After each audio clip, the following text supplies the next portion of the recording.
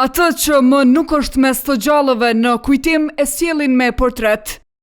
Para imazhit të kongresmenit amerikan Eliot Engel, në nderim u ngritën në këmbë të gjithë ligjvënësit. Për mikun e madh të Kosovës që vdiq, u zgjodhen fjalët më të mira, duke përmendur mundin e tij në dekada rresht. Gjatë vizitës tij në Kosovë në shtator të vitit 1999, ai shprehi qartë dëshirën që populli jon të jetojë lirë dhe i pavarur. Mesazhet e thëna nga Engel mbesin të paharueshme, ndaj një nga to edhe u citua. Unë besoj që zgjidhja e vetme për Kosovën është pavarësia.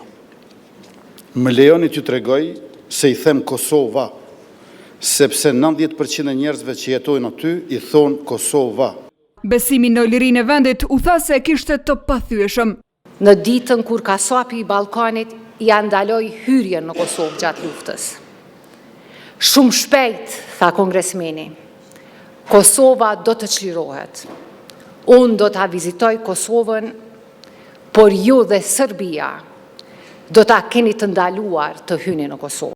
Raporte krijoi edhe me liderët vendas. Kishte një marrëdhënie të veçantë me presidentin historik Ibrahim Rugova.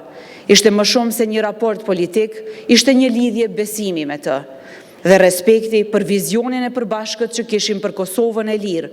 Ndaj për të nderuar, përjetësisht u bën një kërkesë. Presim që Kuvendi i Republikës Kosovës të themeloj çmimin Eliot Engel, i cili do të ndahet miqve amerikan dhe personaliteteve apo institucioneve që kanë dhënë kontribut të veçantë në mbështetje të Kosovës.